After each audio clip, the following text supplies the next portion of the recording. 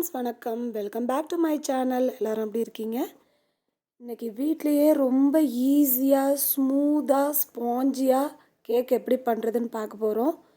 நம்ம கேக்கு வெளியிலலாம் வாங்க வேண்டாம், வீட்டிலே செய்யலாம். அதுக்கு என்னென்ன தேவைன்னு சொல்கிறேன். ஃபஸ்ட்டு 3 முட்டை எடுத்துக்கோங்க.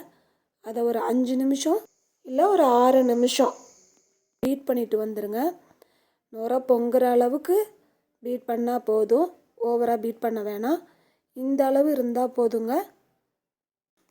அடுத்தது மாவை ரெடி பண்ணிட்டு வந்துடலாம். அதுக்கு சலிச்சிருங்க, நல்லா சலிச்சுட்டு எடுத்திங்கன்னா நல்லாயிருக்கும்.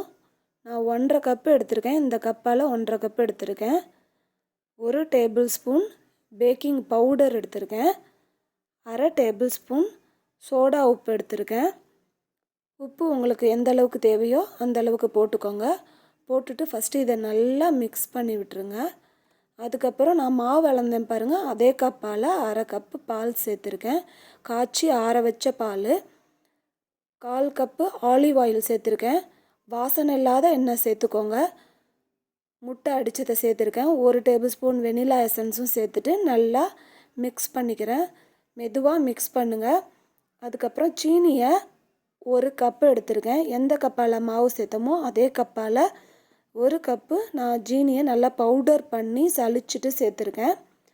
கடைசியாக பட்டர் நல்லா மெல்ட் பண்ணி சேர்த்துருக்கேன். 1/4 கப் சேர்த்துருக்கேன். சேர்த்துட்டு நல்லா மிக்ஸ் பண்ணிக்கோங்க.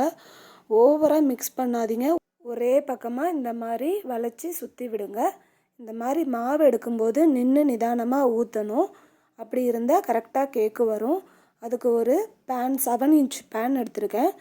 பட்டர் ஷீட்டுக்கு கீழேயும் பட்டர் லைட்டாக அப்ளை பண்ணிவிட்டு தான் ஷீட்டு கட் பண்ணி போட்டிருக்கேன். அந்த பேன் ஃபுல்லாகவே சைடு ஃபுல்லாக அந்த மாதிரி பட்டர் அப்ளை பண்ணிவிடுங்க. அதுக்கப்புறம் நம்ம அந்த கலந்து வச்ச மாவை இதில் அந்த மாதிரி ஊற்றிட்டு, உங்களுக்கு என்ன வீட்டில் இருக்கோ நட்ஸ் இருந்தால் நட்ஸ் போடுங்க. அப்படி இல்லைன்னா நான் டூட்டி ஃப்ரூட்டி எடுத்திருக்கேன். அதை நான் டெக்கரேஷனுக்காக போட்டிருக்கேன். போட்டுட்டு அவனை ஒரு 5 நிமிஷம் ப்ரீ ஹீட் பண்ணிவிடுங்க. ரெடி பண்ணி வச்ச அந்த பேட்டரை அவனில் வச்சுட்டு 30 நிமிஷம் கழித்து எடுங்க. இந்த மாதிரி ஒரு டூத் பிக்கை வச்சு நீங்கள் பார்க்கும்போது அதில் எதுவுமே ஒட்டாது. அப்படி இருந்துச்சுன்னா கேக்கு ரெடி ஆயிடுச்சுன்னு அர்த்தம். ஒரு 10 நிமிஷம் ஆற வச்சுட்டு அதுக்கப்புறம் நீங்கள் பிரிச்சிங்கன்னா இந்த மாதிரி அழகாக வருது பாருங்கள். அவ்வளோதான். ஆறுனதுக்கப்புறம் நீங்கள் எந்த ஷேப்பில் வேணுமோ கட் பண்ணிக்கலாம். கட் பண்ணிவிட்டு எடுத்து பாருங்கள், எவ்வளோ ஸ்பான்ச்சியாக வந்திருக்கு. நல்லா ஸ்மூத்தாக இருக்குது. கடையில் கூட வாங்கினா கூட இந்த அளவுக்கு ஸ்பான்ச்சியாக கிடைக்காது. ஸோ நம்ம வீட்டிலையே பர்த்டேக்கு, அப்புறம் அனிவர்சரிக்கு, நியூ இயருக்கு இந்த மாதிரி நம்ம வீட்டிலே ரெடி பண்ணி சூப்பராக சாப்பிட்லாங்க. உங்களுக்கு டெக்கரேஷன் பண்ணணும்னு நினச்சிங்கன்னா இந்த மாதிரி சாக்லேட் விற்கிதுங்க. நீங்கள் அதை வாங்கி நல்லா மெல்ட் பண்ணிவிட்டு அதுக்கப்புறம் உங்களுக்கு எப்படி வேணுமோ நீங்கள் டெக்கரேஷன் பண்ணிக்கலாம். நான் ஒரு பீஸ் மட்டும் எடுத்திருக்கேன். ஏன்னா எங்கள் பாப்பாவுக்காக மட்டும்தான் நான் டெக்கரேஷன் பண்ணிகிட்ருக்கேன்.